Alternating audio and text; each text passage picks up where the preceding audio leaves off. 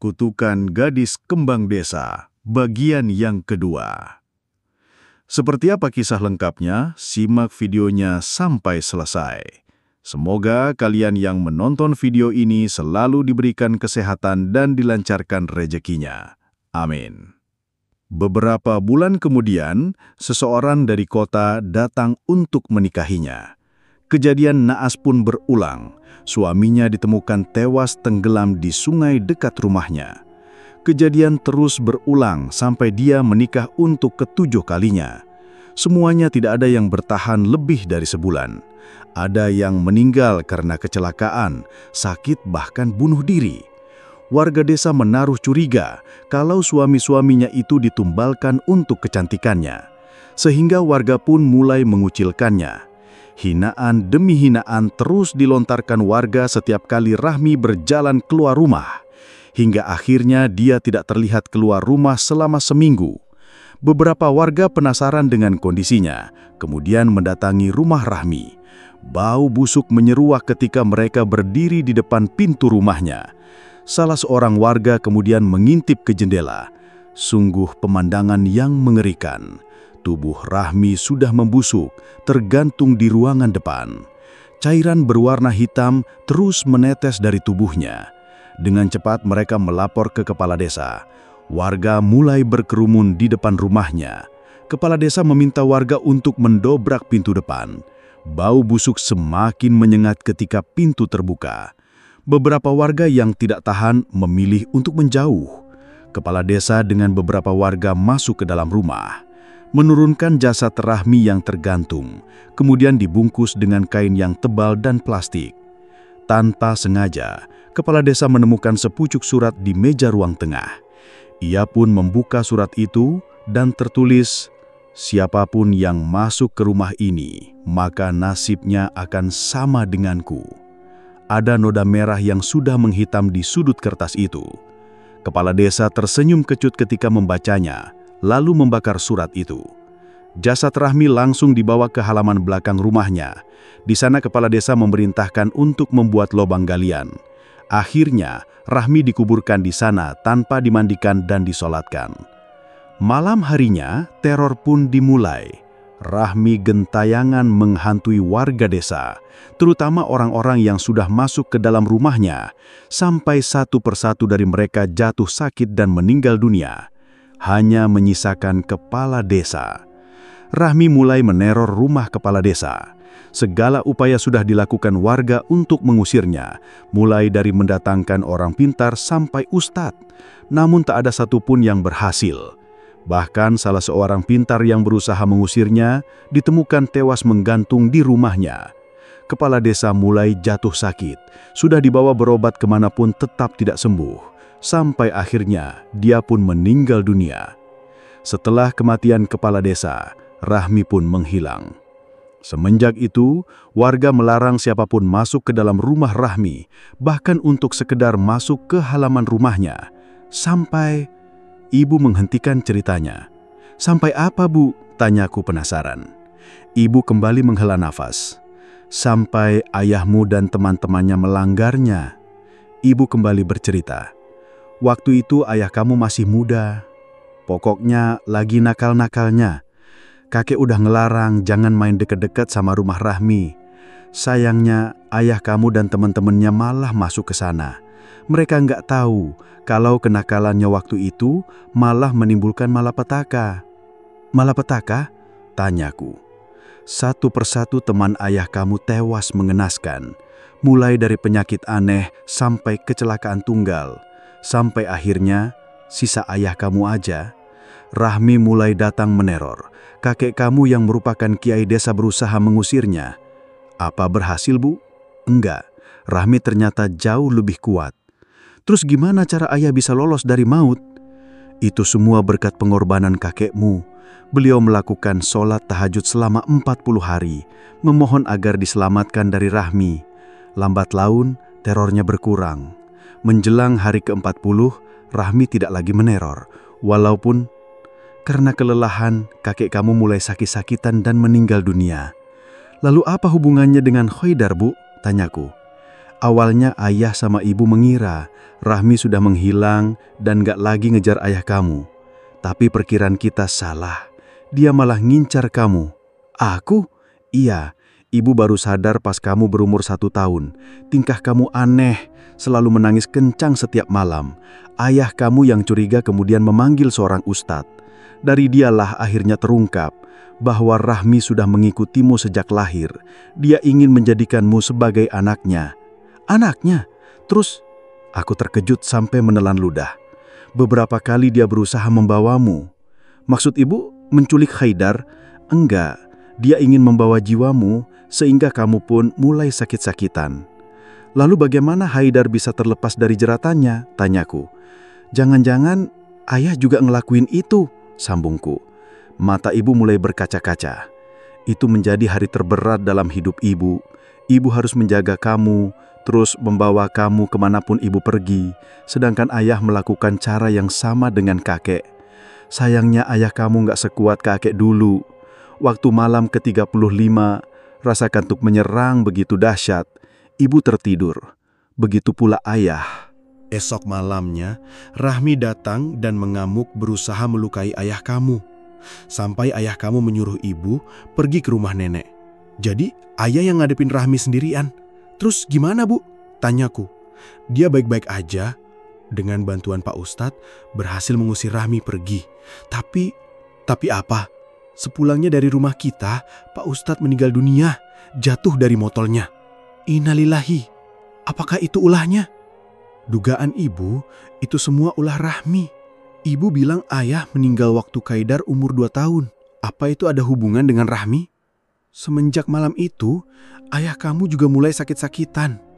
Dia udah berusaha menahan rasa sakitnya selama 1 tahun, tapi akhirnya menyerah juga. Sekarang, ibu khawatir sama kamu dan Khalid. Kutatap wajah Khalid yang masih belum sadarkan diri. Tak terasa, butiran air bening jatuh di sudut mataku. Kalau Rahmi mengincar Khalid, insya Allah Haidar siap, Bu. Haidar juga bakal ngelakuin hal yang sama dengan ayah dan kakek. Tadi kamu bilang ketemu dengan kakek-kakek? Iya, Bu. Kakek itu yang ngusir Rahmi waktu mau bawa Khalid. Apa dia ngomong sesuatu? Dia bilang, kelak Haidar bakal tahu tentang Rahmi dan harus menjaga Khalid. Dia juga bilang kalau Khalid pasti kuat. Semoga saja Rahmi gak balik lagi. Cukup sampai di sini aja. Ibu gak mau kehilangan kamu, Dar. Iya, Bu. Haidar juga gak mau kalah sama dia. Ya udah, sekarang sholat Isya dulu. Dah jam segini. Iya, Bu. Kamu masih sakit gak? Aman, Bu. Palingan sakit sedikit doang, sahutku seraya bangkit. Aku dan ibu pun mengambil wudhu di kamar mandi. Setelah itu, kami pergi ke musola rumah sakit yang ternyata letaknya tak jauh dari ruang inap. Setelah sholat Isya, kami kembali ke kamar. Aku sungguh terkejut ketika membuka pintu. Khalid menyambutku dengan senyuman manisnya. Abah, ucapnya pelan. Air mata bahagia pun jatuh. Bergegasku menghampirinya. Abah jangan nangis, bisik Khalid ketika aku memeluk tubuhnya. Iya sayang. Aku menyeka air mata dengan punggung tangan. Ternyata ibu pun ikut menangis di sisi berangkar lainnya. Nenek juga jangan nangis. Iya. Ibu tersenyum berusaha menahan air matanya. Abah. Iya sayang. Aku kasihan. Kasihan kenapa? Itu. Khalid menunjuk jendela kamar yang terbuka. Spontan aku dan ibu menoleh ke sana. Ada apa? Dari tadi ada ibu-ibu berdiri pengen masuk. Ibu-ibu? Iya. Tidak ada siapa-siapa di sana. Aku pun melirik ke arah ibu. Sayang, bilang sama ibu-ibunya suruh pergi, ucap ibu. Nenek, katanya dia gak mau. Dengan cepat aku menutup gordennya. Bruk, terdengar suara jendela dipukul dengan keras. Dia marah, Abah. Apa dia pakai baju merah? Aku sungguh khawatir kalau sosok di balik jendela itu Rahmi. Khalid menggelengkan kepala. Seketika itu nafasku langsung lega. Terus, pakai baju apa? Tanyaku lagi. Putih. Apa dia masih di sana? Khalid kembali menggelengkan kepala. Udah pergi? Khalid menengok ke arah jendela dan tersenyum. Ibu-ibunya udah masuk, Abah. Seketika itu, bulu kuduku merinding, terutama di bagian pundak kanan. Sekarang, dia lagi ngapain? Aku mulai penasaran. Lagi duduk di kursi, Khalid menatap kursi di pojok ruangan, dekat jendela. "Bilang sama dia jangan di sini," ucap ibu. "Kasian, Neh, dede bayinya kedinginan kalau di luar." Dek, jantungku mulai berdebar kencang. Kulirik kursi itu dengan ekor mata, lalu bergerak menjauh, dekat ibu. "Kenapa kamu, Dar?" tanya ibu dengan senyuman meledek. "Takut, Abu," sahutku. "Kamu ini gimana sih, Dar? Baru segitu aja udah takut." "Udah jangan dibahas." Kucubit pelan perut ibu. "Sayang, malam ini minta ibu itu nemenin abah tidur ya," pinta ibu. "Ibu," aku melotot ke arahnya. "Iya, Neh," bibir kecil Khalid mengembang. "Jangan dong sayang," tiba-tiba ibu tertawa. "Dari dulu masih penakut," ledek ibu. Aku hanya bisa menghela nafas melihat kelakuan mereka berdua. Di sisi lain, aku sangat senang bisa melihat senyuman Khalid lagi. "Sayang, kamu tidur ya? Udah malam." Kutarik kursi kecil, duduk di sampingnya. Mengelus-ngelus rambutnya. Matanya mulai terpejam. Tak lama, ia pun tertidur. Ibu udah berbaring di sofa panjang. Sepertinya, ia sengaja untuk memintaku tidur di kursi pojok, tempat wanita dan bayinya duduk. Aku tak kehabisan akal. Ku duduk di samping berangkar, lalu membaringkan kepala tepat di samping tubuh Khalid. Ku pejamkan mata. Belum sempat ku tertidur, ada sentuhan halus di tangan. Sentuhan yang terasa begitu dingin. Dengan mata setengah terbuka, kulihat ada seseorang sedang berdiri di seberang. Rambutnya panjang dan mengenakan gaun putih, persis dengan apa yang dibilang Khalid tentang wanita itu. Spontan ku buka mata lebar-lebar. Ternyata tidak ada siapa-siapa. Kembali ku pejamkan mata. Kejadian itu pun berulang. Sampai akhirnya aku membaca ayat kursi berulang kali dengan mata terpejam. Tak terasa, aku pun tertidur. "Dar, bangun!" Ibu menggoyang-goyang tubuhku. Mataku terasa berat, sulit sekali terbuka. Punggung pun terasa pegal karena posisi tidur yang kurang nyaman. "Au!" Aku meringis kesakitan. Ternyata tidak hanya punggungku saja yang sakit. Kaki dan lengan pun terasa sakit. Ditambah kepala yang pusing sekali. "Kenapa kamu teriak, Dar?" "Badan sakit semua, Bu. Lagian ibu juga pakai digoyang-goyangin segala," protesku. "Mungkin baru kerasa efek kecelakaan kemarin." "Ya udah tiduran aja dulu di sofa," perintah ibu. "Ibu juga jahat sama anak sendiri. Dah tahu abis kecelakaan, tempat tidur aja diserobot. Mana tuh cewek ganggu mulu pas tidur?" keluhku, seraya berjalan ke sofa. "Cewek siapa?" "Cewek yang semalam ibu suruh nemenin aku tidur." "Oh itu, padahal cuman bercanda." "Dia mana ngerti bercanda sih, Bu?" ucapku masih kesal, lalu membaringkan badan di sofa. "Ya udah, ibu panggil suster ya, biar kamu diperiksa." "Iya, Bu." Ibu keluar kamar memanggil perawat, padahal tinggal menekan tombol merah di dekat berangkar Khalid. Mungkin ia lupa. Kali-kali ngerjain ibu yang sudah bikin aku susah tidur semalam. Tak lama seorang perawat pun datang. Ia langsung memeriksa kondisiku dan bertanya keluhanku. Kemudian mulai mengoleskan salep untuk luka memar di tangan dan kaki, serta memberiku obat pereda sakit. "Apa Mas mau tambah tempat tidur?" tanyanya. "Gak usah Sus, biar saya tidur di sofa aja." Aku takut tagihan rumah sakitnya membengkak, apalagi nasib mobilku masih belum diketahui. Aku baru ingat dengan Pak Deden. Mungkin ia tahu bagaimana nasib mobilku. Kuraih ponsel di atas meja, lalu mencari nomor kontaknya. Tut, tut.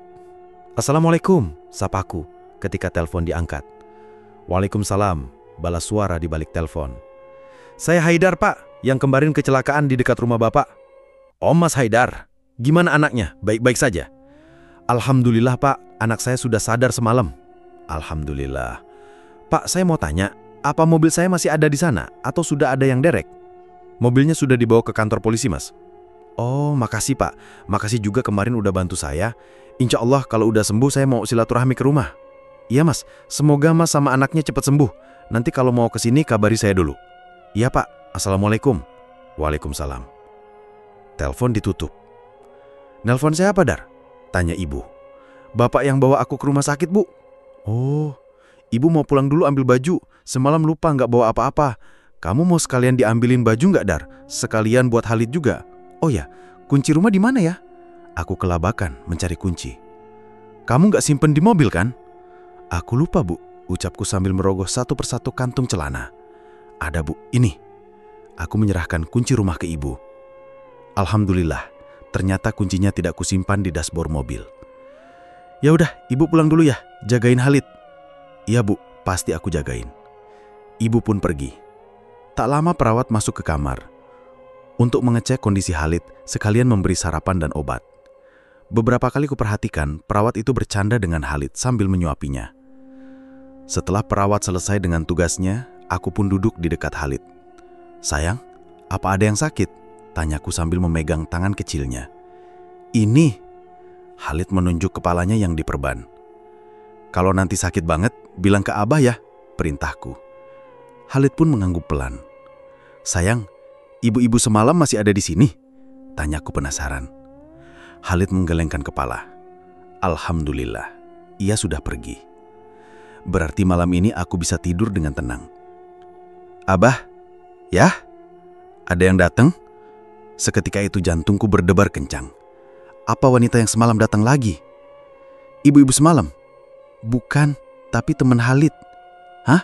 Siapa?" "Itu." Khalid menunjuk ke pintu. Tidak ada siapa-siapa di sana. Aku hanya bisa menghela napas. Siapa lagi yang ada di sana? "Bilang ke temennya Khalid lagi sakit, nggak boleh main." "Iya, Abah." Elus-elus rambutnya. "Sayang, kalau ada wanita atau monster jelek, suruh pergi aja."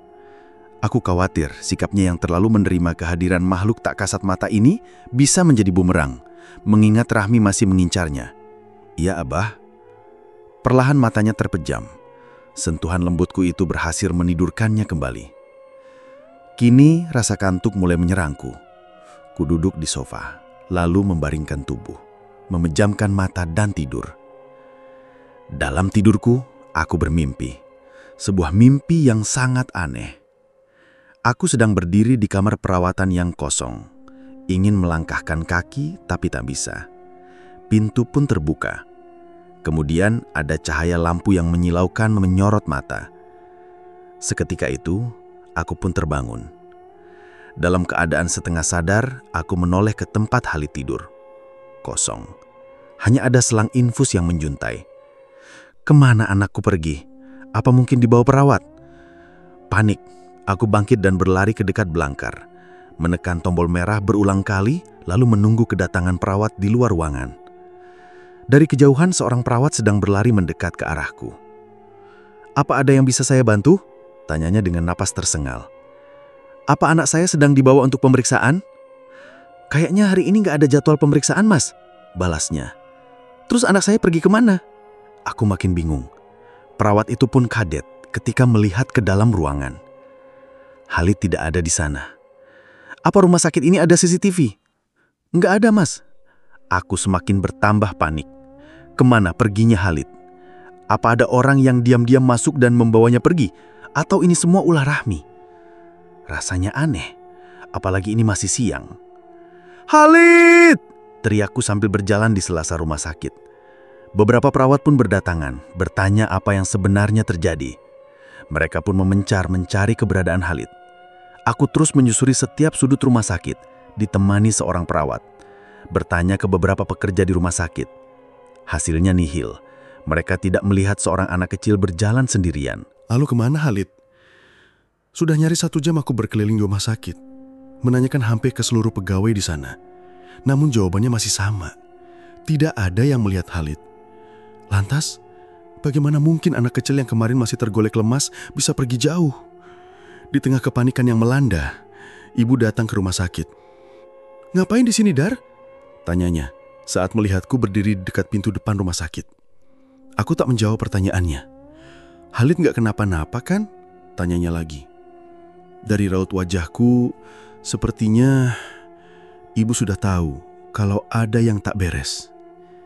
"Dar, jawab," imbuhnya dengan suara meninggi. Aku duduk di kursi, seraya menghela nafas. "Khalid hilang, Bu," balasku. "Hilang? Hilang gimana maksud kamu?" "Khalid nggak ada di kamar, Bu." "Gimana sih, ibu masih nggak ngerti? Bukannya kamu ada di kamar juga? Kok bisa nggak tahu Khalid pergi?" Haidar tidur, Bu. Pas bangun, Halid udah nggak ada. Kemana? Haidar juga nggak tahu, Bu. Dari tadi nyari keliling rumah sakit, nggak ada yang lihat. Masa dari sekian banyak orang di sini nggak ada yang lihat sih? Kan anak kecil nggak mungkin pergi jauh. Apa mungkin dia di bawah Rahmi? Jangan ngomong sembarang, Dadar. Berdoa aja ini bukan ulah dia. Aku baru ingat, sebelum tidur, Halid sempat bilang kalau ada temennya yang batang. Siapa? Haidar juga nggak tahu, Bu. Terlihat seorang perawat berlari ke arahku. Mas, ketemu, ucapnya dengan nafas tersengal. Alhamdulillah, balasku bangkis. Ada di mana, Sus? Imbuhku. Ada di... Mending Mas lihat sendiri. Perawat itu berjalan ke suatu tempat, sementara aku dan ibu mengikutinya dari belakang. Saya bingung kok anaknya bisa ada di sana, ucap perawat itu seraya berjalan cepat. Emangnya anak saya ada di mana, Sus?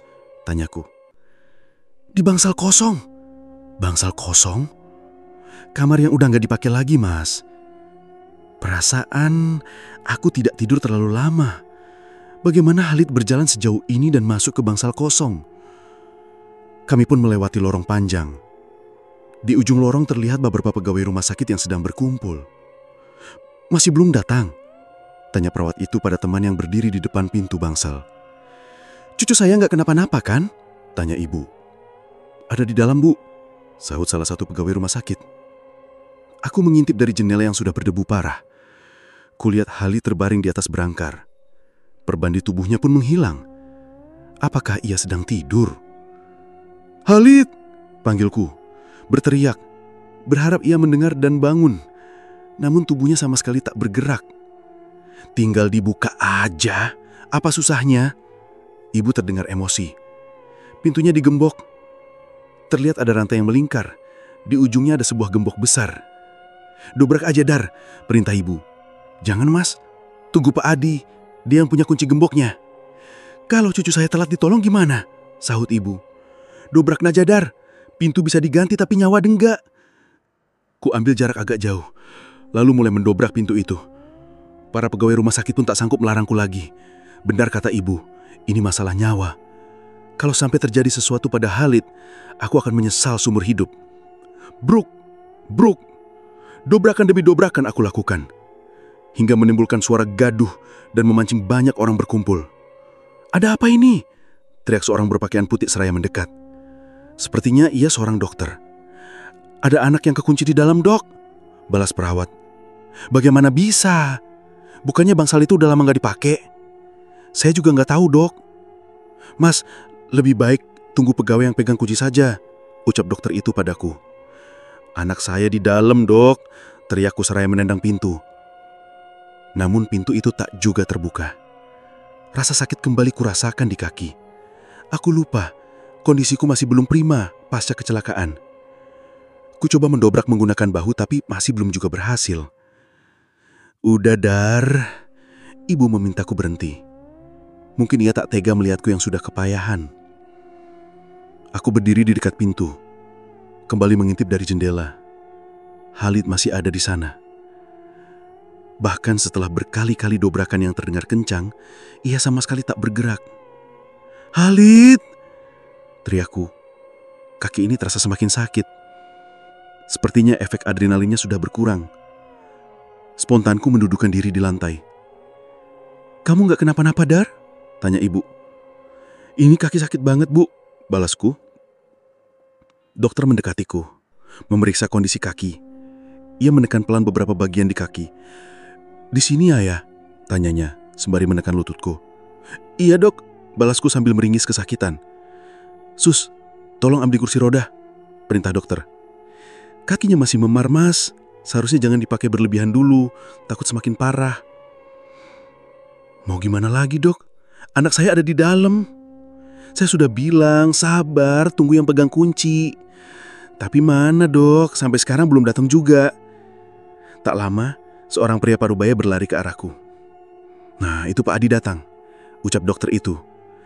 Ayo, Pak, cepetan buka pintunya, teriak ibu saat Pak Adi mengeluarkan kunci dari kantongnya. Kenapa bisa ada di dalam? Sebuah pertanyaan yang sama dilontarkan oleh Pak Adi. Krek! Gembok terbuka. Rantai pun sudah ditarik. Krit! Pak Adi membuka pintu lebar-lebar. Debu pun berterbangan keluar. Ku coba bangkit, tapi dokter melarangnya. Dengan gegas ibu masuk ke dalam dan membawa Halid keluar. Dokter memeriksa Halid yang masih tak sadarkan diri di pangkuan ibu. Badannya dingin banget, Dok, ucap ibu panik. Nadinya lemah, timpal dokter, membuatku ikutan panik. Kemudian bergerak mendekati anakku. Halid, panggilku. Bangun sayang. Kuusap keningnya, tak terasa air mata pun mengalir. Dokter mengangkat tubuh Halid, kemudian membawanya pergi, diikuti ibu. Sementara aku masih duduk di lantai, mencoba untuk berdiri, tapi tak bisa. Kaki ini terasa sangat sakit. Tak lama, seorang perawat menghampiri sembari membawa kursi roda. Aku dibantunya naik ke kursi roda, kemudian dibawa ke arah lain, bukan jalan yang tadi dokter dan ibu lewati. Sus, saya mau dibawa kemana? Tanyaku. Ke ruang pemeriksaan, balas perawat itu seraya mendorong kursi roda. Jangan dulu sus, saya pengen tahu kondisi anak saya gimana, tolakku. Ini sudah perintah dokter mas, kakinya harus segera diperiksa dulu, takut cedera serius, jelas perawat itu. Saya nggak peduli sus, sekarang tolong antar ke tempat anak saya. Aku sedikit emosi. Perawat itu menghentikan laju kursi rodaku. Kemudian berbalik arah menuju tempat Halid dibawa. Ternyata ia dibawa ke ruang perawatan intensif. Di depan ruangan itu, terlihat ada ibu yang sedang duduk. Bu, panggilku. Ia pun menoleh. Kamu ngapain kesini? Haidar mau lihat Khalid, bu. Bukannya dokter sudah bilang, suruh diperiksa kakinya sus? Tanya ibu pada perawat yang membawaku.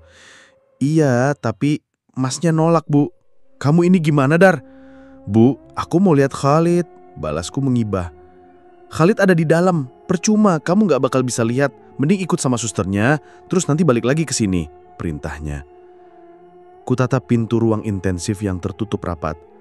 Di dalam pasti Khalid sedang berjuang. Yaudah sus, bawa saya ke tempat pemeriksaan, ucapku, pelan. Masih berat hati meninggalkan Khalid berjuang sendirian. Baik mas, perawat itu memutar kembali kursi rodaku dan membawaku ke sebuah ruangan yang tak begitu jauh. Di sana sudah ada seorang dokter menunggu. Dalam keadaan masih duduk di kursi roda, ia memeriksa kakiku perlahan, menanyakan bagian-bagian yang terasa sakit. Aku hanya menjawab seadanya, sementara pikiran ini masih terfokus pada Khalid. Apa waktu kecelakaan terjadi benturan kencang, mas? Tanya dokter itu. Saya pingsan, dok. Apa yang dirasakan waktu sadar? Hanya pegal-pegal sama sakit sedikit, tapi bisa jalan normal. Apa tadi lututnya kebentur sesuatu? Enggak, dok. Yaudah sus, tolong bawa ke ruang radiologi untuk dironten. Baik, dok. Perawat itu menarik kursi rodaku keluar ruangan dan membawaku ke ruang radiologi. Setelah kakiku dironten, aku masih diminta menunggu sebentar untuk pembacaan hasil. Ini hanya cedera ringan, ucap dokter seraya melihat hasil rontenku. Sebaiknya kakinya diistirahatkan dulu, jangan dipakai jalan dulu sampai rasa sakitnya sudah sangat berkurang. Nanti kalau pulang ke rumah langsung kompres air dingin setiap 2 jam sekali buat mengurangi pembengkakan. Saya resepkan obat salep untuk menghilangkan memarnya, sambungnya lagi. Tapi saya masih belum mau pulang, dok. Kenapa? Dokter tampak bingung. Anak saya ada di ruang intensif. Dokter beranjak dari kursinya. Ia memerintahkan perawat membawaku ke ruang lain, sehingga ia bisa melakukan tindakan untuk mengurangi rasa sakit di lutut. Setelah melakukan tindakan, perawat membawaku ke ruang intensif. Ibu masih ada di sana, menunggu dengan wajah cemas. Gimana kakinya, Dar? Tanyanya saat ku mendekat. Cedera ringan, Bu. Tapi tadi udah dilakuin tindakan sama dokternya. Cuman masih belum boleh dipakai jalan, jelasku. Khalid gimana, Bu? Sambungku.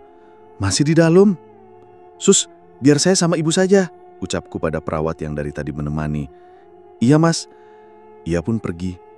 Makanya, Dar, lain kali kalau sakit jangan dipaksa begitu, ucap ibu menceramahiku. Ibu yang minta Haidar dobrak pintunya, balasku. Kriat! Pintu ruang intensif terbuka, seorang dokter berjalan keluar. Gimana cucu saya, dok? Tanya ibu seraya berdiri. Alhamdulillah, cucunya udah sadar. Tadi suhu tubuhnya sempat turun drastis, sekarang sudah normal. Apa anak saya udah sadar, Dok? Tanyaku. Dokter mengembangkan senyum, tak lama terlihat Khalid berjalan keluar. Sayang, panggilku. Namun ada perasaan sedih karena tidak bisa menghampirinya langsung. Ia berjalan ke arahku. Abah, ucapnya seraya memelukku. Kamu gak apa-apa? Tanyaku sambil menatap wajahnya. Enggak, Abah, balasnya tersenyum. Gak ada yang sakit? Enggak. Aneh sekaligus takjub. Padahal sebelumnya aku melihat tubuhnya terkulai lemas dan dingin. Kini ia terlihat biasa saja, seperti tak terjadi apa-apa. Abah, pulang? Ajaknya. Iya sayang, sebentar lagi ya, balasku. Sebelum pulang, ada yang mau saya bicarakan sama Mas, ucap dokter. Iya dok, kulirik ibu, ia sejak tadi diam saja sambil menatap heran ke arah Khalid. Mungkin apa yang ada dalam pikiran kami sama. Bagaimana Khalid bisa sembuh secepat ini?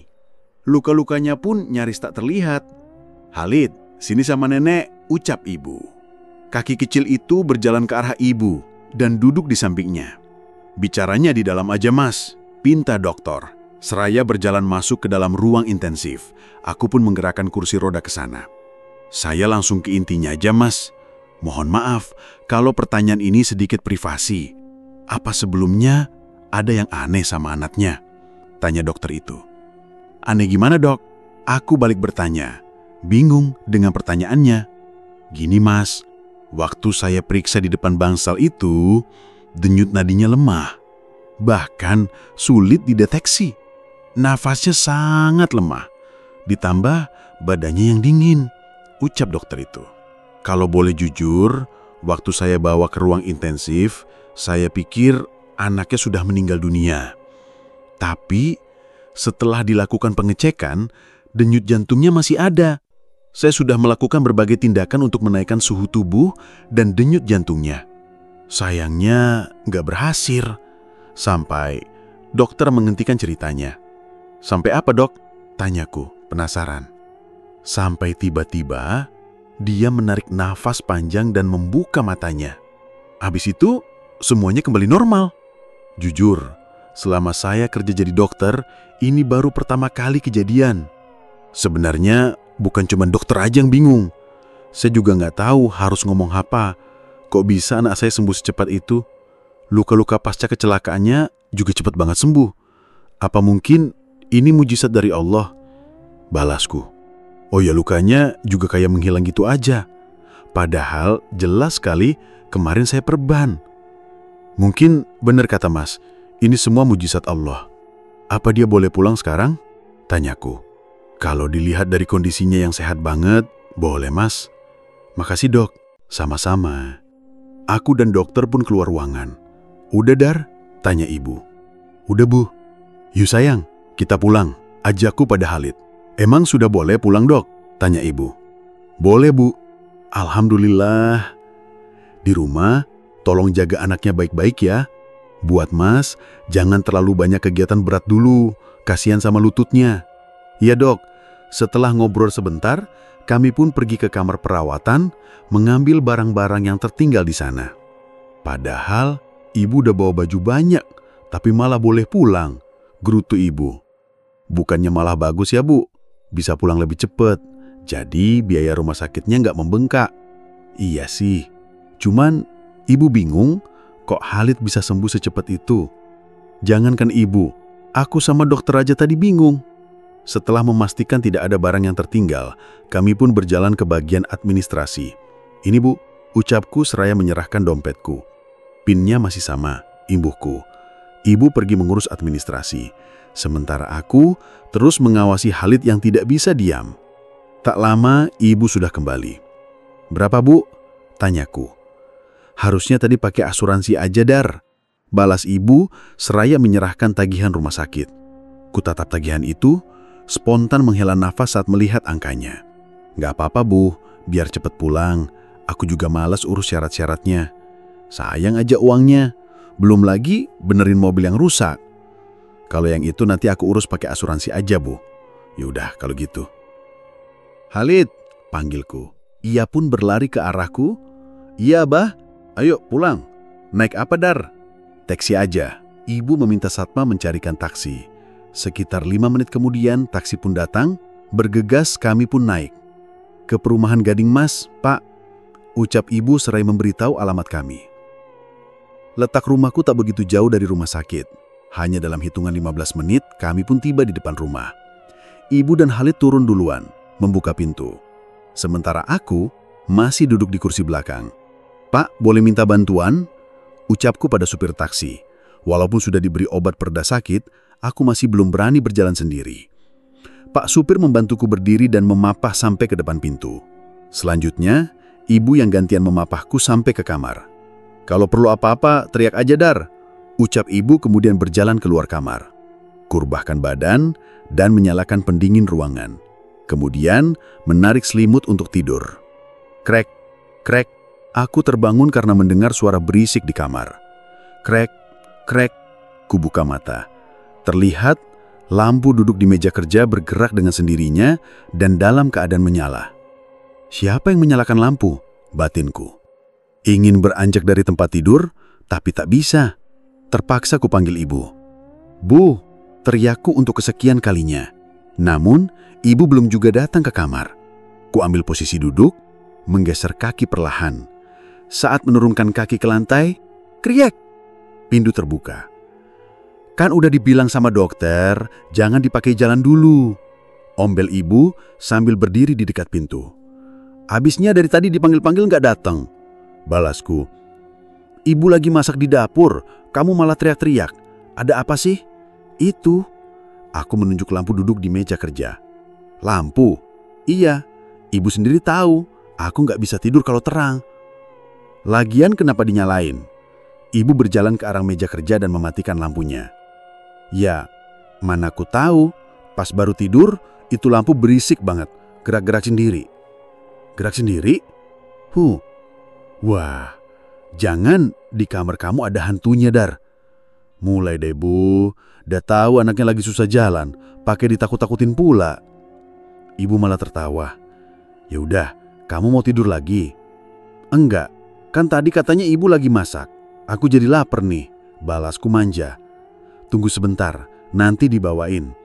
Ibu pergi keluar kamar, sementara aku kembali berbaring di atas tempat tidur.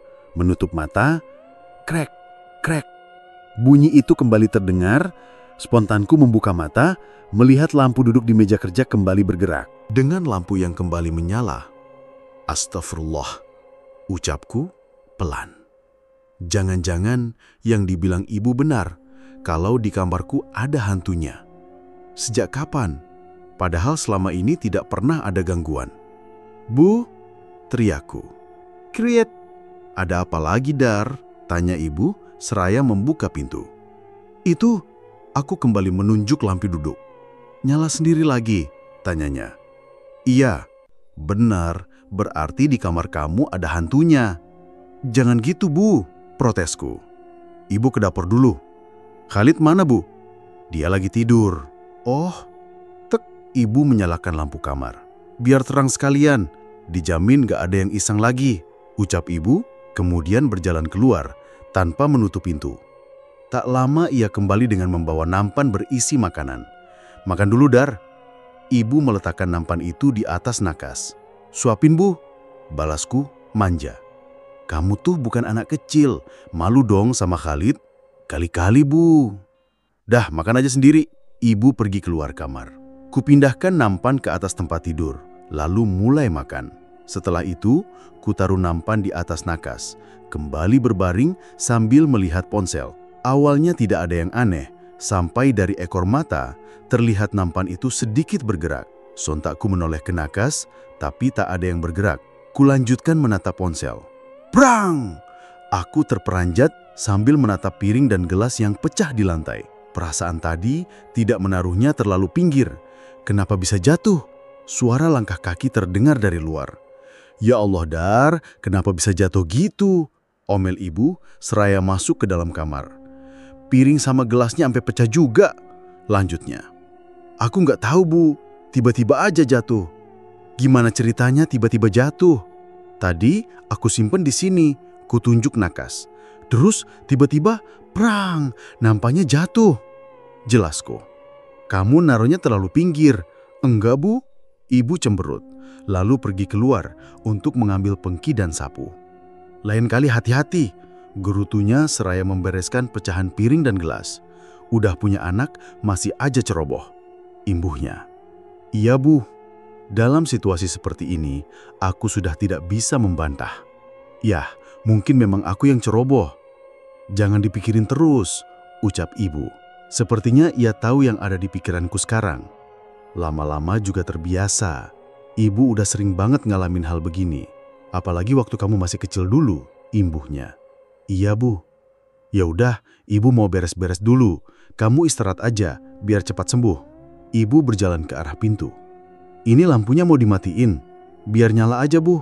Aku masih sedikit trauma dengan dua kejadian aneh tadi. Saat lampu menyala pun, gangguan itu tetap terjadi.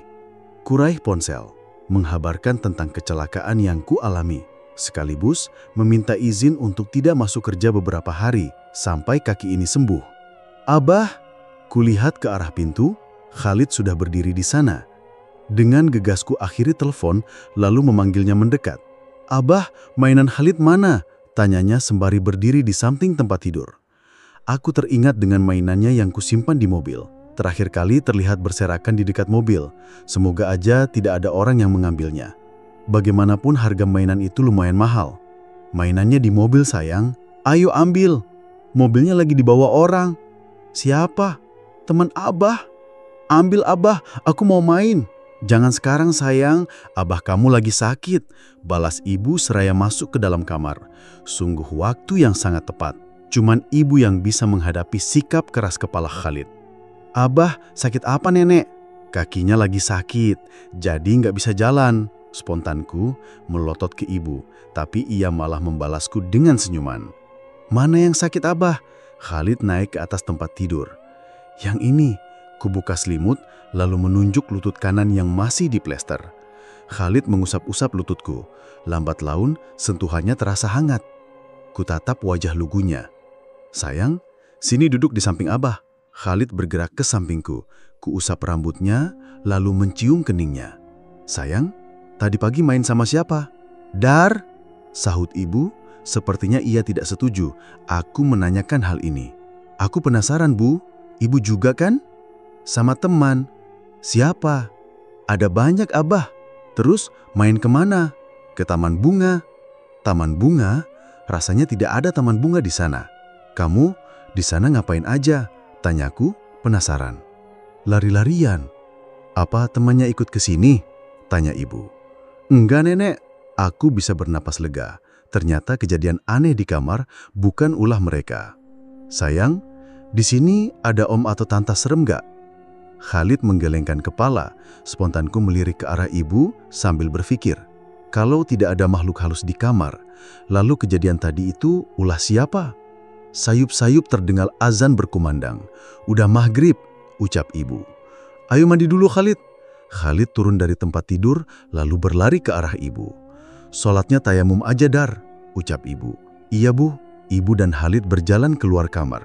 Sementara aku mulai mengambil posisi untuk tayamum. Semoga dengan sholat, energi di kamar ini menjadi lebih positif dan tidak ada gangguan.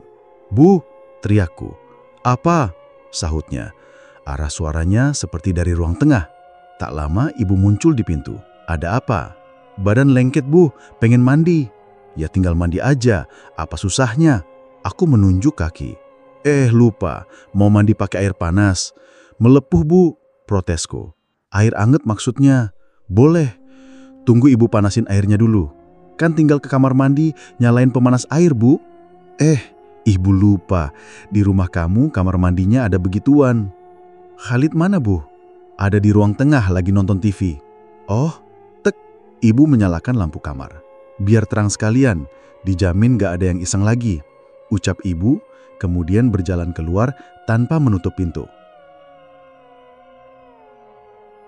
Setelah selesai, ibu membawakanku makan malam. Kali ini aku langsung menaruh nampan di atas tempat tidur. Tak mau kejadian tadi terulang. Bu, malam ini aku boleh tidur di kamar Khalid gak? Tanyaku saat ibu datang untuk mengambil nampan. Ngapain? Enggak sih.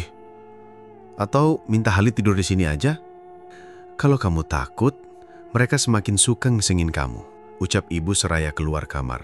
Malam ini terpaksa aku tidur dengan lampu menyala. Sulit memang, namun lambat laun mata ini menutup dengan sendirinya. Haidar, Haidar, sayup-sayup terdengar suara wanita memanggilku.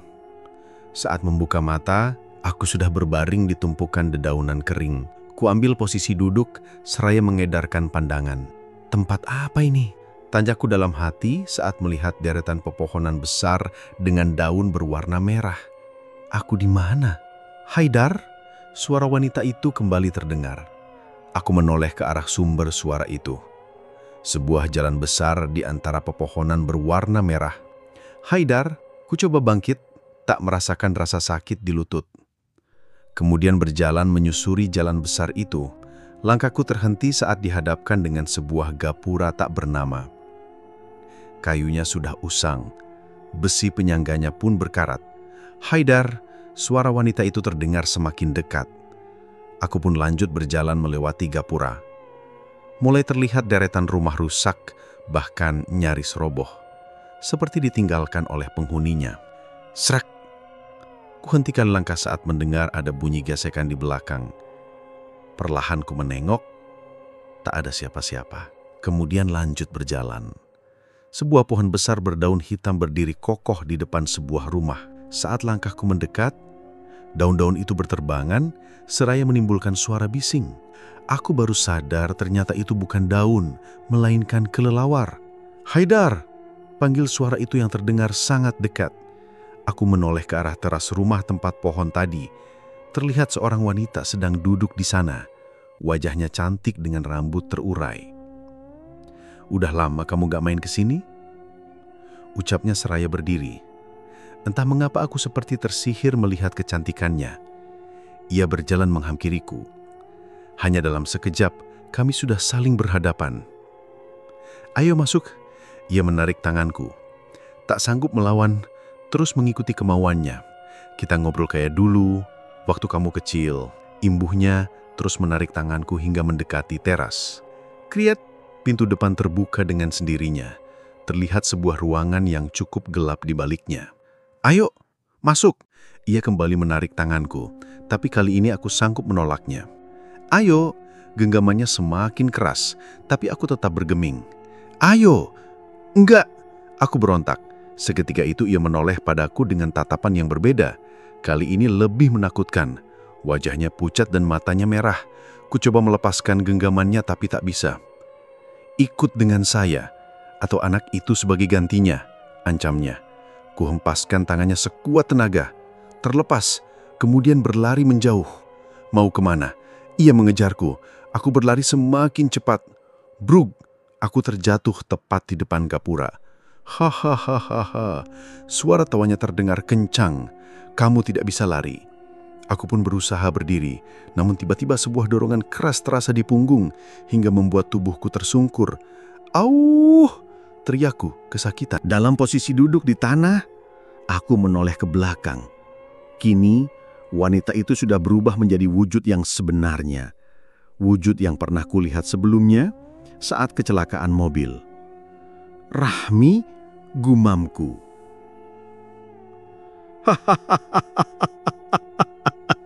Ia tertawa sambil terbang di udara, kemudian melayang ke arahku dengan cepat. Bruk! Rahmi menubruk tubuhku kencang sekali. Rasa sakitnya bahkan membuatku menjerit. Ah! Teriakku seraya membuka mata. Astagfirullah, astagfirullah. Aku terus beristighfar. Ternyata itu hanya sebuah mimpi. Duak! Lampu kamarku meledak. Bu! Teriakku. Beberapa kali ku panggil, tapi ia tak juga datang. Ku ulurkan tangan, meraba nakas untuk mengambil ponsel. Nihil, ponselku tak ada di sana. Aku beranjak dari tempat tidur, duduk di pinggirnya. Bismillah. Ku coba untuk berdiri, walaupun lutut ini masih terasa sakit. Kemudian berjalan perlahan ke arah pintu. Au! Teriakku saat merasakan sakit di telapak kaki. Sepertinya aku menginjak pecahan lampu. Bu! Ku panggil ibu, Tapi masih tak ada jawaban. Aku lanjut berjalan, tak memperdulikan rasa perih di telapak kaki, serta lutut yang semakin terasa sakit. Tepat di depan pintu, kuulurkan tangan meraih gagang pintu. Krek, pintu tak terbuka. "Bu!" Aku menggedor-gedor pintu, berharap ibu mendengarnya. "Bu!" Tiba-tiba tercium bau anyir bercampur busuk. "Mau kemana, Haidar?" ucap suara lirih di belakangku. Seketika itu, tubuh ini terasa kaku, mulut pun tak bisa dibuka, diikuti rasa kebas di bagian leher dan wajah. "Ikut atau saya ambil anak itu," bisiknya. Kurapal doa dalam hati, namun baru beberapa ayat, kurasakan cengkraman yang kuat di leher, hingga membuatku kesulitan bernafas. Kulanjutkan rapalan doa, walau nafas ini mulai sesak. Tiba-tiba, kaki ini seperti tak menapak ke lantai, melayang. Hanya dalam hitungan detik, tubuhku sudah terhempas ke lantai. Bruk! Aku bisa merasakan rasa sakit yang luar biasa di daerah punggung dan kepala.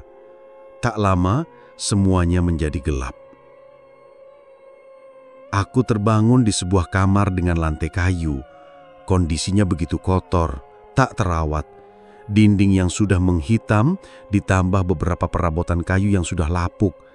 Sarang laba-laba di langit-langit menambah suasana kamar menjadi menyeramkan. Kamar siapa ini? Aku bangkit dan berdiri, kemudian berjalan ke arah pintu. Kriet! Ku buka pintu. Di depanku sudah ada Rahmi yang sedang duduk di kursi. "Kamu sudah bangun?" tanyanya. Walau wajahnya sedang tidak terlihat menyeramkan, aku tetap menjaga jarak darinya. "Aku ada di mana?" tanyaku. "Di rumah saya." "Di rumah Rahmi." "Bagaimana mungkin? Terakhir kali aku ingat sedang tidur di kamar. Jangan-jangan aku sudah meninggal." "Apa aku sudah meninggal?" tanyaku pada Rahmi yang sedari tadi duduk dengan santainya. "Bisa dibilang begitu." "Apa kamu yang membunuhku?" "Bisa dibilang begitu." Seketika itu, aku terduduk di lantai. Tangisku pecah memikirkan Khalid dan ibu. "Tidak perlu memikirkan anak itu," ucap Rahmi. Kutatap wajahnya dengan sorot mata marah. "Kamu pasti akan mencelakai Khalid." "Sudah tidak perlu, kamu sudah ada di sini sebagai penggantinya." "Kenapa kamu terus meneror keluargaku?" "Seharusnya kamu sudah tahu itu." "Tapi kamu sudah mengambil nyawa ayah dan kakek. Mereka mati bukan karena saya. Lantas siapa lagi kalau bukan kamu?" "Ayah kamu datang ke sini bersama teman-temannya. Mereka melakukan hal yang tidak baik di sini. Sampai sekarang, saya masih ingat suara tawa mereka, menertawai kutukan yang saya berikan. Sampai salah satu dari mereka mengencingi tempat tidur saya. Jadi, sudah sepantasnya saya marah dan membalas dendam. Kenapa harus dengan merenggut nyawa mereka? Siapapun yang masuk ke sini akan bernasib sama dengan saya, yaitu mati. Mereka tidak percaya dengan ancaman saya, maka sudah jadi kewajiban saya untuk membuat mereka percaya. Jika memang begitu, kenapa kamu masih meneror kami? Bukannya ayah sudah membayar dengan nyawanya? Sudah saya bilang, dia mati bukan karena saya. Untung saja ada nyawa pengganti dari ustadz itu. Kalau tidak, saya akan membunuh ayahmu. Jika sudah ada nyawa pengganti, kenapa kamu masih meneror kami?" "Saya rasa kamu tidak perlu tahu itu." Aku bangkit lalu mendekatinya. Saat akan memukulnya, tiba-tiba tubuhku terpental jauh hingga membentur tembok. "Ini rumah saya. Kamu tidak akan bisa apa-apa," ucap Rahmi. Ku coba berdiri dan kembali mendekatinya. Melakukan hal yang sama, tapi lagi-lagi tubuhku terpental. Rahmi pun tertawa puas. "Sebaiknya kamu harus terbiasa tinggal di sini." "Tidak!" Aku berlari ke arah pintu depan. Namun pintunya tidak bisa dibuka. Kemudian berlari ke jendela. Tapi jendelanya menghilang begitu saja. "Lepaskan saya!" "Bruk!" Pintu tiba-tiba terbuka lebar. Hembusan angin kencang pun masuk ke dalam ruangan. Melihat hal itu, Rahmi berdiri dan menatap tajam. Hanya dalam kedipan mata, ia sudah berubah menjadi sosok menyeramkan. "Mau apa kau kemari?" teriaknya. Tak lama, terlihat seorang kakek masuk ke dalam rumah. Ya, kakek yang sama dengan yang menolongku dulu. "Lepaskan cucu saya," gertaknya. "Dia sudah jadi milik saya. Sebaiknya kamu tidak perlu ikut campur. Apa kamu masih belum lupa dengan ini?" Tiba-tiba di tangan kakek itu sudah muncul cambuk bercahaya. Hal itu membuat Rahmi tampak ketakutan. Rahmi terbang ke arahku dengan cepat, hendak menarik tubuhku, namun kakek itu berhasil mencegahnya dengan ayunan cambuk yang keras. "Ah!" Rahmi menjerit kesakitan. Kakek itu mengulurkan tangannya padaku. Aku diminta untuk berdiri di belakangnya. Sementara itu Rahmi terus menatap kami dengan mata yang merah menyala. "Jika kamu membawanya pergi, maka saya tidak bisa menjamin keselamatan anak itu," ancamnya. "Kalau sampai kamu sentuh anak itu, maka kamu harus berhadapan denganku," balas kakek sembari menarik tanganku keluar dari rumah Rahmi. Hanya dalam hitungan detik aku sudah berpindah tempat di rumah sakit. Di hadapan sudah ada tubuhku yang terbaring di atas brangkar. "Sebaiknya kamu pulang. Mereka sudah rindu." Sebuah cahaya menyilaukan terlihat memenuhi ruangan. Tak lama, aku membuka mata dalam kondisi berbaring di atas brangkar. Kuedarkan pandangan, ada ibu sedang duduk di sofa. "Bu," panggilku pelan. "Haidar!" Ia bangkit dari duduknya, kemudian berjalan mendekat. "Mana Khalid, Bu?" "Khalid ada di rumah." "Sendirian?" "Enggak, ada Mbak Tuti yang nemenin." Au, aku mencoba bangkit tapi kepala dan punggung ini terasa sakit sekali. "Kamu tuh jangan bandel, Dar. Kalau dokter nyuruh istirahat total ya istirahat total. Jangan kebanyakan gerak. Hasil jadi begini." "Bu, sekarang bukan waktunya bahas kenapa aku bisa begini. Tolong telepon Mbak Tuti sekarang." "Ada apa sih, Dar?" "Pokoknya tolong telepon sekarang, Bu." Ibu mengambil ponsel di dalam tas. Kemudian menelpon Mbak Tuti yang ada di rumah. "Nggak diangkat," ucapnya. "Dek, aku khawatir terjadi sesuatu dengan Khalid." "Coba telepon lagi." Iya. Ibu kembali menelpon Mbak Tuti. "Diangkat," ucapnya pelan. "Halo Mbak, apa Khalid ada di dekat Mbak?" "Loudspeaker, Bu," pintaku. "Nggak ada, Bu," balas Mbak Tuti dari balik telepon. "Kemana ya Mbak?" "Khalid lagi tidur di kamarnya, soalnya saya lagi beres-beres ruang tengah." "Oh, ya udah, lanjut aja Mbak beres-beresnya." Ibu menutup telepon. "Tuh kan, Khalid ada di rumah, Dar. Kamu baru bangun dari koma, kenapa langsung nanya Khalid sih?" "Di koma?" "Iya, udah hampir seminggu kamu koma." "Perasaan aku baru tidur sebentar saja. Apa kejadian di rumah Rahmi itu hanya sebuah mimpi? Namun, kenapa begitu nyata?" Entah kenapa, kini perasaanku tak tenang setelah mendengar ucapan terakhirnya. Dokter masuk ke dalam kamar. Ketemu lagi. Sekarang gantian, Mas yang berbaring di brangkar," ucap dokter yang dulu menangani Khalid.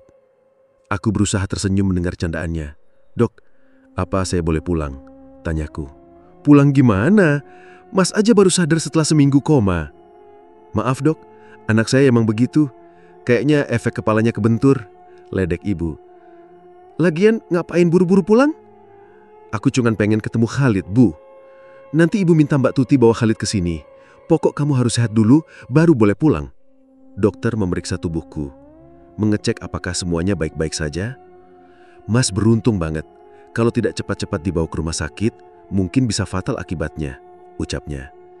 "Iya, untung ibu bangun tengah malam, terus ngelihat kamu udah tergeletak di lantai kamar dan ngeluarin banyak darah.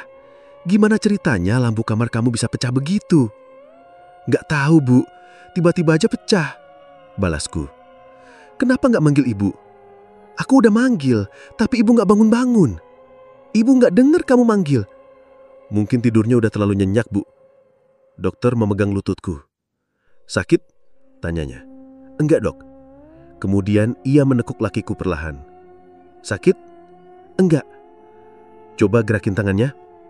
Aku pun menggerak-gerakkan tangan dan jari. Sekarang nengok ke kanan dan kiri. "Masih ada yang sakit di belakang leher, Dok. Coba menghadap ke kanan." Sakit di punggung langsung terasa. Sakit, Dok. Mungkin butuh beberapa hari atau seminggu sampai bagian punggungnya benar-benar bisa sembuh total. Tuh, dengar, jangan pengen pulang mulu, kayak anak kecil, omel ibu. Iya, Bu. Sementara istirahat total dulu di sini, Mas. Jangan lama-lama, Dok. Takut saya nggak bisa bayar nanti. Ibu udah ubis asuransinya, Dar? Oh, aman berarti. Dokter pun senyum, kemudian pamit keluar kamar. Bu, telepon Mbak Tuti lagi dong, Bu. Tadi kan udah nelpon, sautnya seraya duduk di sofa. Aku pengen dengar suara Khalid. Ayo dong, Bu. Ya Allah, kamu tuh dari tadi kenapa sih? Kayaknya ada sesuatu yang disembunyiin. Aku menceritakan semua, mulai dari mimpi tentang pohon berdaun merah hingga kejadian di rumah Rahmi. Jadi dia datang ke rumah. Ibu tampak terkejut mendengar ceritaku. Iya, Bu, bahaya kalau begitu. Dengan gegas ibu menelpon Mbak Tuti, kemudian memintanya untuk membawa Khalid ke sini. Kini rumah sudah bukan tempat yang aman lagi. Kering, telepon ibu berbunyi. Mbak Tuti, ucap ibu seraya mengangkat teleponnya. Kenapa, Mbak? Tanyanya. Apa? Khalid kekunci di kamar, ucap ibu dengan suara tinggi. Khalid kenapa, Bu? Tanyaku mulai panik, takut terjadi sesuatu dengannya. Katanya kekunci di kamar, gak bisa keluar. Padahal Mbak Tuti gak ngunci kamar.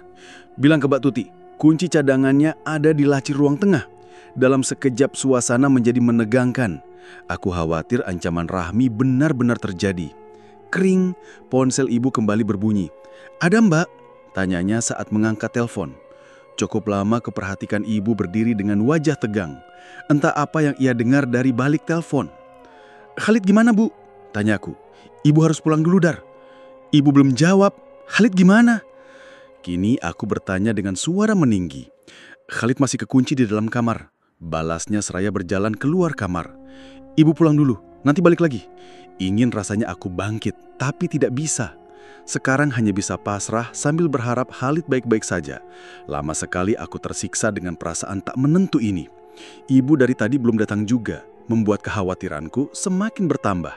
Apa yang terjadi di rumah? Kriuk, pintu kamar terbuka. Ada harapan itu adalah ibu dan Khalid. Namun harapanku pupus saat melihat seorang wanita berseragam serba putih masuk ke dalam.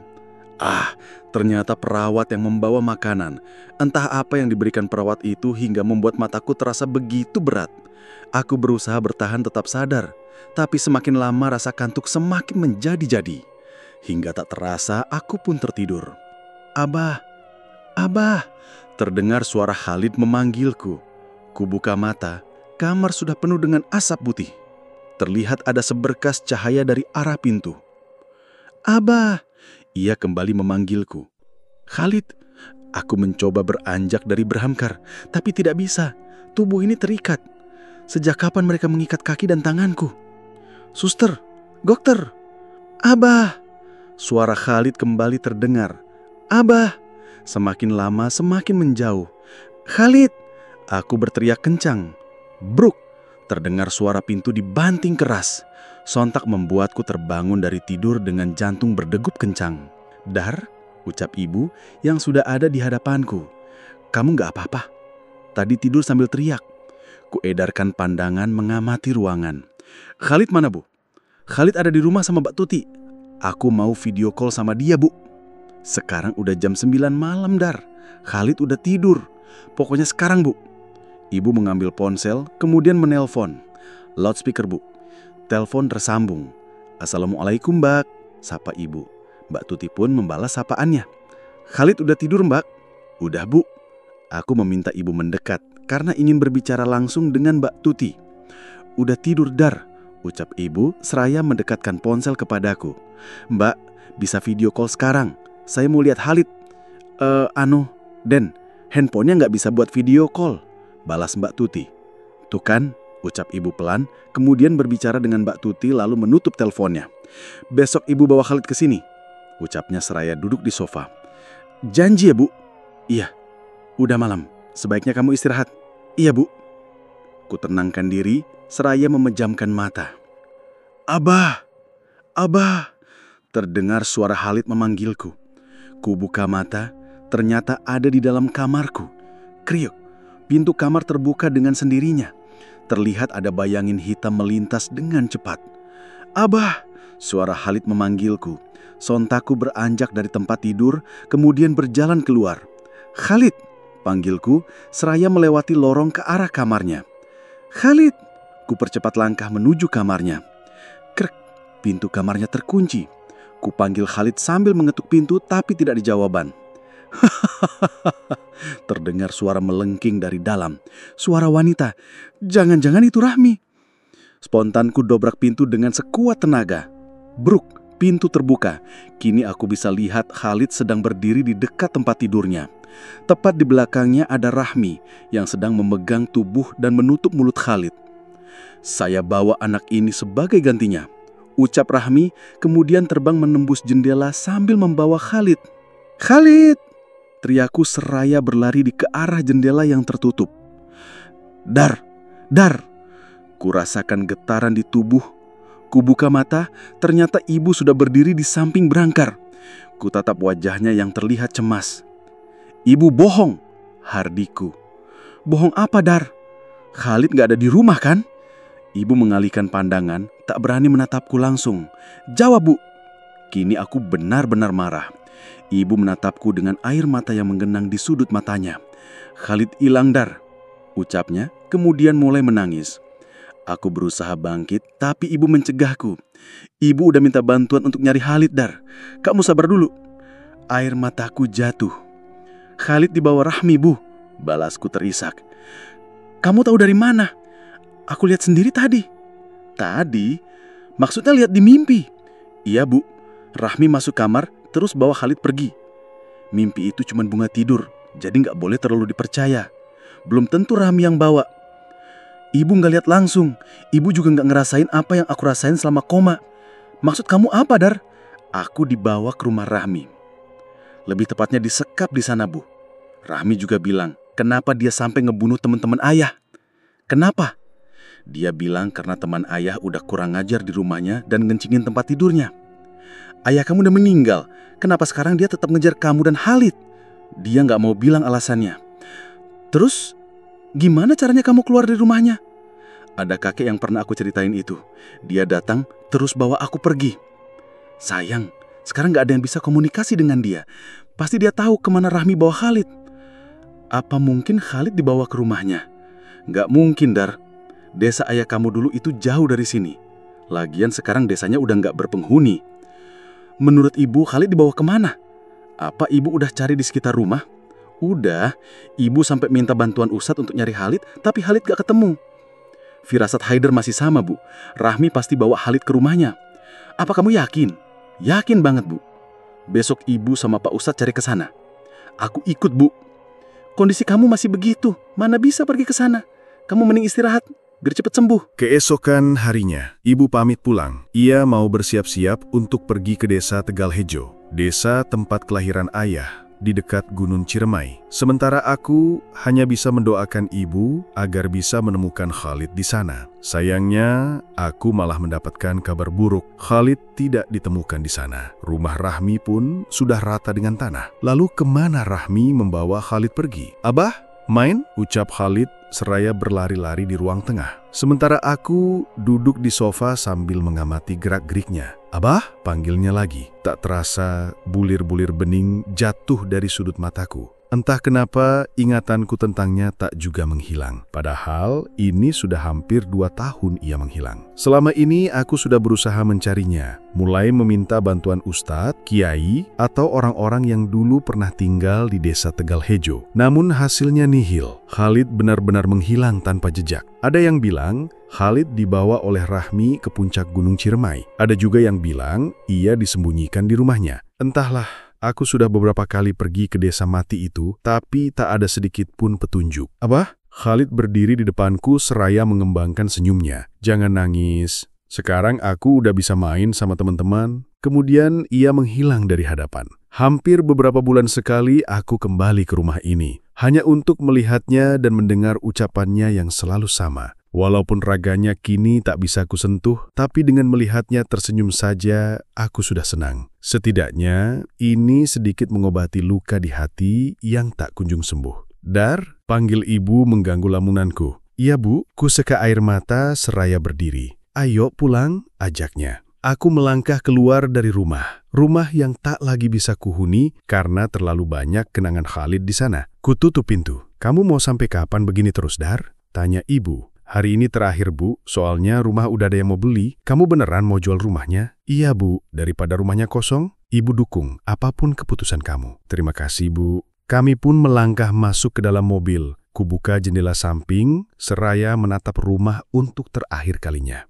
"Abah," kulihat Khalid berdiri di teras, melambaikan tangan ke arahku. Mungkin itu ucapan perpisahan darinya. Itulah akhir dari cerita yang berjudul Kutukan Gadis Kembang Desa. Terima kasih untuk kalian semua yang sudah mampir di channel ini. Wassalamualaikum warahmatullahi wabarakatuh.